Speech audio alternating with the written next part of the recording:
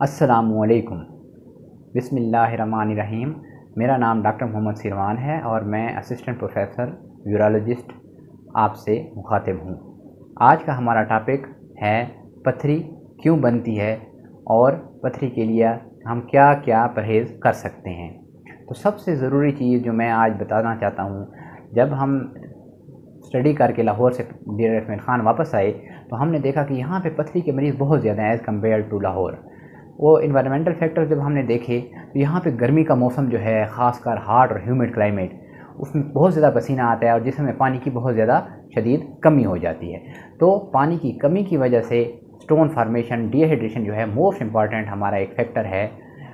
जब इसको रिसर्च किया गया और देखा गया कि स्टोन क्यों बन रहा था, तो पथरी से परहेज़ के लिए हमें पानी का ज़्यादा से ज़्यादा इस्तेमाल करना चाहिए। ख़ासकर वो लोग या वो जिनके ख़ानदान में फैमिली हिस्ट्री पॉजिटिव है, उनको तो इस चीज़ का ख़ास ख्याल रखना चाहिए। गर्मियों के मौसम में लिक्विड इंटेक, पानी या मशरूबात ज़्यादा से ज़्यादा इस्तेमाल करें। और जो रिकमेंडेड है वो आपका यूरिन प्रोडक्शन है 2.5 लीटर, यानी आपको दिन में 2.5 लीटर तक छोटा पेशाब आए, इसका मतलब है आपके जिस्म में पानी की मिकदार पूरी है।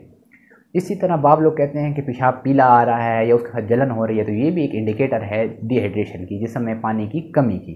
तो जब पेशाब पीला आए तो आप परेशान ना हो, सिर्फ पानी का इस्तेमाल ज़्यादा शुरू कर दें। और जब पेशाब का कलर सफ़ेद हो जाए तो इसका मतलब है टेंशन की, परेशानी की कोई बात नहीं है, आपके जिस्म में पानी बराबर है।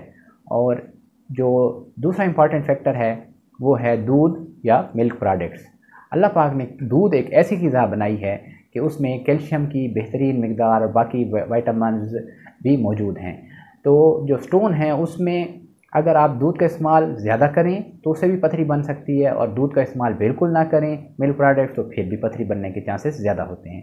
तो रिकमेंडेड है कि 1 गिलास दूध का रोज़ाना इस्तेमाल करें, वो भी डिवाइडेड, यानी सुबह दोपहर शाम 3 हिस्सों में तकसीम करके 300 ml। इससे आपके पथरी बनने के चांसेस कम हो जाते हैं। जो कैल्शियम दूध में मौजूद है वो ऑक्जेलेट को बाइंड कर लेती है, जो कि मोस्ट कॉमन काज है स्टोन फार्मर्स की, कैल्शियम ऑक्जेलेट स्टोन फार्मर्स जो हैं।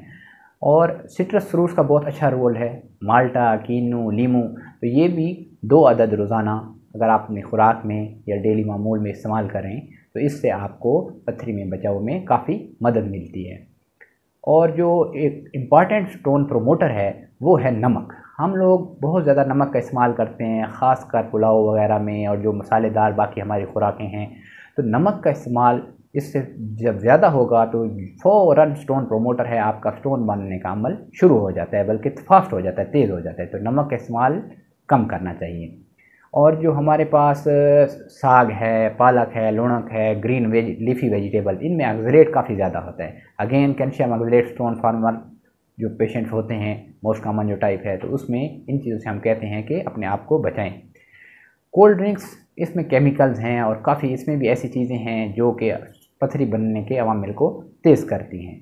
तो कोल्ड ड्रिंक्स जितने भी हैं आपके, उनसे अपने आप को बचाएं। प्रोटीन के बारे में कहते हैं कि प्रोटीन का ज़्यादा इस्तेमाल, इससे भी स्टोन बनता है, ख़ासकर बड़ा गोश्त, दालें, और इनसे भी थोड़ा हम मरीज़ को कहते हैं कि एहतियात के साथ इस्तेमाल करें। मुकम्मल बंद नहीं है, लेकिन एहतियात के साथ ज़रूर इस्तेमाल करें।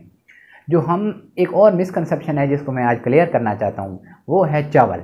चावल का स्टोन फॉर्मेशन में कोई रोल नहीं है, ये पथरी नहीं बनाता। हाँ, ये मिसकंसेप्शन है।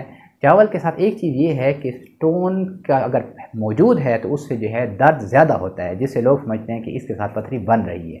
तो चावल का कोई परहेज़ नहीं है, आप हफ्ते में 1 दफ़ा खा सकते हैं, लेकिन उसमें नमक का इस्तेमाल ज़्यादा ना हो। जिस तरह के हम देखते हैं कि पुलाव वगैरह में काफ़ी ज़्यादा नमक डाला जाता है। तो उम्मीद है इंशाल्लाह इससे मरीज़ों को, लोगों को, हमारी आवाम को इससे अपने आप को पथरी की बीमारी से बचाने में मदद मिलेगी। अस्सलामु अलैकुम व रहमतुल्लाहि व बरकातुहू।